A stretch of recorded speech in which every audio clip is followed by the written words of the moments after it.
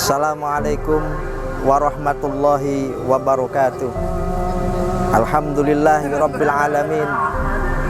Alhamdulillahilladzi arsala sayyidana Muhammadan sallallahu alaihi wasallam bikamilis syariah wa khalisid dini wa hala jidari salatihi bibaril khawarik wa ayadahu bikumatil ashabil muhtadin.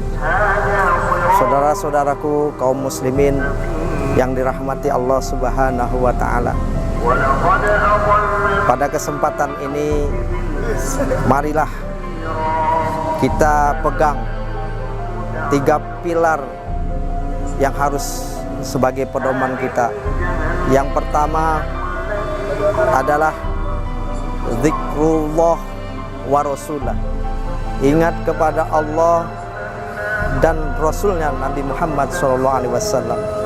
Yang kedua adalah zikru bisyaikhi, artinya ingat kepada guru. Dan yang ketiga adalah zikrul maut, ingat kepada mati. Yang pertama zikrullah wa rasulah, ingat Allah dan ingat Rasulullah sallallahu alaihi wasallam. Di dalam Al-Qur'an Allah berfirman, hakimis shalah, hakimis sholata li dzikri. Hakim didirikan kamu as-sholat, akan sholat. Sholat didirikan untuk apa? Li dzikri. Pada hakikatnya sholat adalah untuk mengingat Allah Subhanahu wa ta'ala. Namun kalau kita tidak belajar, hanya mengartikan Al-Qur'an dengan kepahaman kita sendiri, maka akan diartikan dengan yang salah. Sholat sudah cukup ingat, itu sudah sholat. Padahal sholat di dalam ilmu fikih secara global, sholat ada 3 macam.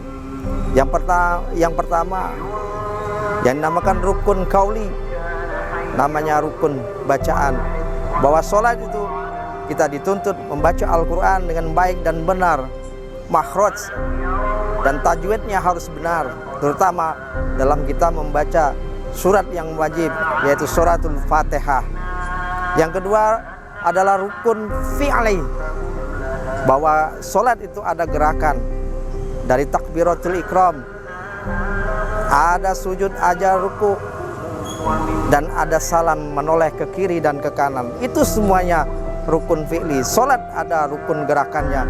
Yang ketiga adalah rukun kolbi. Rukun kolbi ini sangat menentukan kadar salat kita. Banyak orang salat tapi hatinya kemana-mana. Banyak yang salat tapi hatinya ada di pasar. Ada yang salat hatinya memikirkan dunia. Inilah di sini kita perlukan ilmu yang menentarkan hati, ilmu yang menenteramkan hati, yaitu zikrullah.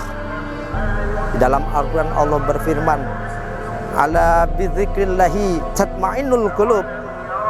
Banyak-banyaklah kalian berzikir kepada Allah supaya hatimu tenang. Dengan ketenangan engkau akan dapat kekhusyuan di dalam sholat. Kemudian zikru bisyaikhi, ingat sama guru, bahwa kita belajar perlu ada gurunya, tidak boleh belajar sendiri. Kalau ingin belajar tajwid, pada guru tajwid. Kalau kita ingin belajar tafsir, belajarlah kepada guru tafsir Al-Quran. Kalau kita belajar tentang Al-Quran, kita harus belajar kepada guru yang Al-Quran. Yang ketiga adalah zikrul maut, ingat kepada mati. Semua yang ada di dunia ini yang bernyawa pasti akan merasakan mati. Di dalam Al-Quran Allah berfirman, kullu nafsin dha'iqatul maut. Setiap yang bernyawa pasti akan mati.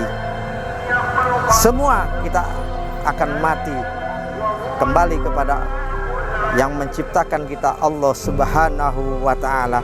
Kita tidak tahu mati kita, tidak tahu kapan mati kita datang, siap tidak siap, terima tidak terima, maut akan datang kepada kita. Maka dari itu sisa umur kita ini kita manfaatkan untuk ibadah kepada Allah. Kita manfaatkan untuk sekuat dan semaksimal mungkin untuk beribadah kepada Allah Subhanahu wa taala. Dengan itu kita akan mendapat dan meraih ridho Allah Subhanahu wa taala. Maka perbanyaklah zikir, berbanyak zikir kepada Allah. Jangan kita malas dan sungkan untuk zikir kepada Allah Subhanahu wa taala. Demikianlah yang saya sampaikan dengan singkat ini, mudah-mudahan ada manfaatnya. Mohon maaf ada kekurangan, kesalahan. Akhirul kalam, wallahul muwaffiq ila aqwamit thoriq. Wassalamualaikum warahmatullahi wabarakatuh.